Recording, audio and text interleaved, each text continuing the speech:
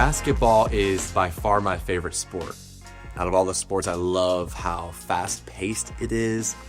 I love the plays. I love watching the ball move. I love just watching basketball be played. It's an art form.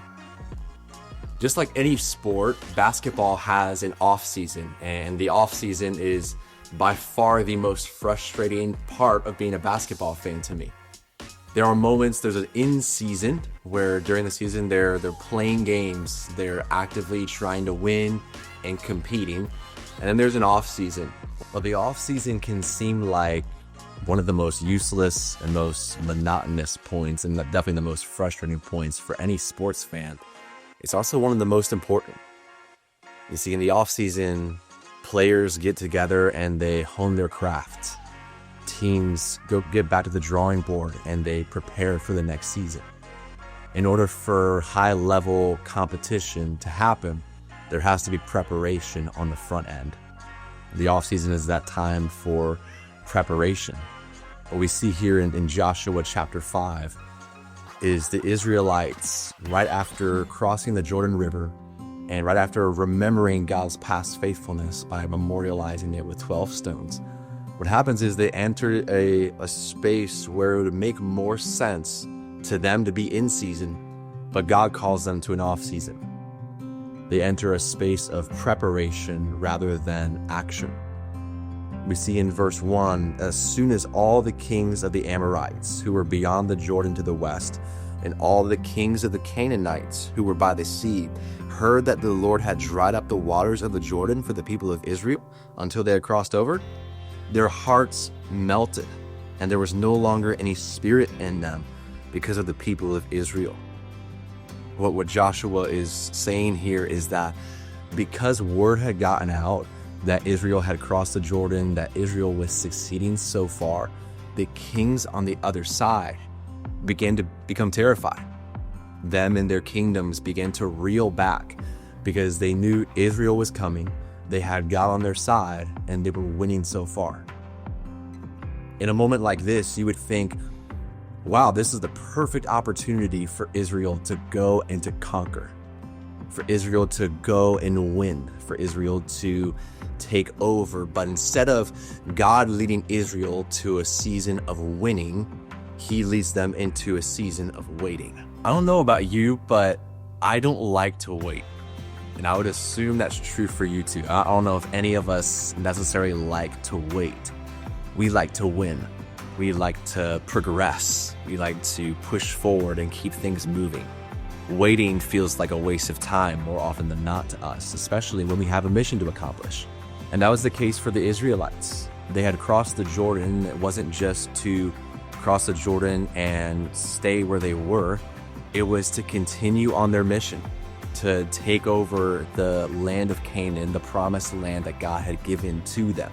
Their next step, spoiler alert, it happens in chapter 6. Their next step is Jericho.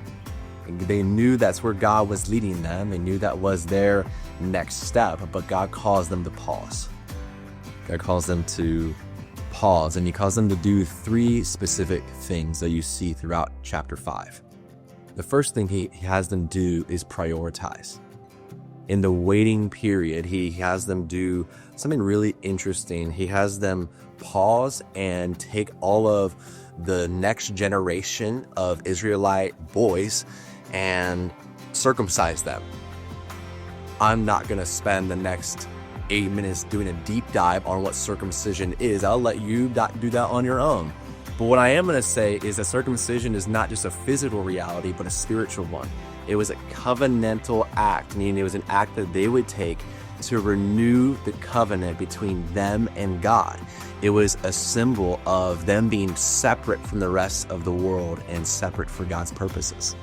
So God calls them to pause and prioritize relationship with him. God also calls them to prepare. What you see later on in the chapter is when they're done with all of the circumcising, what happens after that is really interesting. They take the place where they were and they name it Gilgal, which means rolled away, because what God had done was he had rolled away their past identity as Egyptian slaves. They were new people free and in a promised land that God had brought them to. Not only that, but God also stopped giving them manna. Manna was the bread or the food that would fall from the sky every single day when the Israelites were in the wilderness. Because if you've ever been in the wilderness before, there's not much food there. God would provide it through manna. But because they were in the promised land, God stopped giving manna and he started providing for them in a new way. In a new season, God's provision didn't stop. It changed into something new. God prepared them in both those ways, casting aside their old identity and also casting aside their old way of being provided for into the newness that God had brought them into. The last thing that God wanted them to pause to do was just to enjoy his presence. The chapter ends in verses 13 through 15 with this interesting interaction between Joshua and a man who identifies himself as the commander of the Lord's army. In that interaction, Joshua asks the man, "Are you on our side or are you on the side of our enemies?" And the commander of the Lord's army says, "I'm on neither. I'm not picking a side. I'm on God's side, the only side that matters." And he invites Joshua in verse 15 to take off your sandals, for the place where you're standing is holy. This mirrors, for your Bible nerds out there, you probably recognize this. This mirrors the interaction that God had with Moses in Exodus chapter 3, where God appears to him in a burning bush and says that same thing, to take your sandals off, for where you're standing is holy ground. The ground wasn't holy because Moses was so special or because Joshua was so special, but because God was present, because of God's presence with him in that moment. See, God had the Israelites pause for those three reasons: to prioritize him, to prepare for what he was bringing them into, and then also to enjoy his presence. There's a lot that we can take from this chapter. There are a lot of things that we can look at and learn from, but I just want to give us a few. The first one being that God will always want to work in his people before he works through his people. No matter what the season is or what the situation is, he cares way more about what he can do in us, in our hearts, than just what he can do through us. Oftentimes, the greatest thing that we can do is not strive, but surrender. The thing that matters most to God is not what we can do for him. It's not the striving that we can do, the missions we can accomplish, the winning we can do, but the surrender that we can give him, the waiting that we can do with him, the presence that we can have with him. Because it's out of surrender that success happens. It's out of pausing to be with him that we make progress for his glory. And because of all of these things, ultimately God doesn't waste the waiting. Psalm 46 verse 10 says, "Be still and know that I am God. I will be exalted among the nations. I will be exalted in the earth."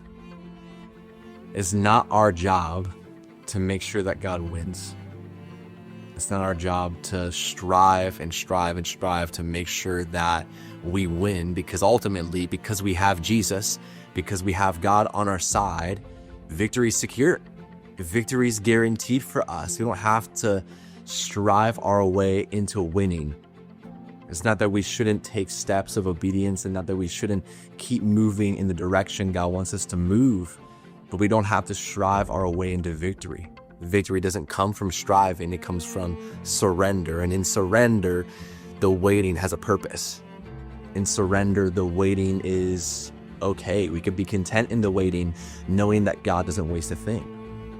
God doesn't waste the waiting. And it's important for us to recognize, because if we don't see the purpose of waiting, if we don't allow ourselves the space to pause, and we become so consumed with all the things happening around us, what happens is we're going to miss what God is doing in us.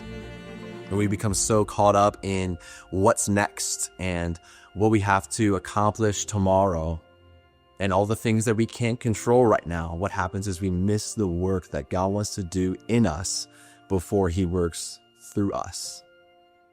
The deepest work that God wants to do in your life is not going to happen in the winning. It's going to happen in the waiting. The first step toward victory is surrender, not striving. As we end our time together, I just want to ask you a few questions to reflect on. Are you more focused on striving or surrendering?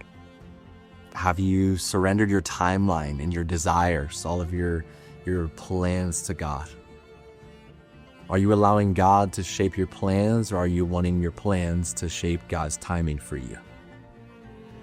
Are you more focused on winning, or are you allowing God to meet you in the waiting? I would encourage you to not waste the waiting. God wants to meet you in the space of waiting, to draw you near to Him, and to allow you to enjoy His presence with you in that space. Let's consider all these things as we continue our study through the book of Joshua.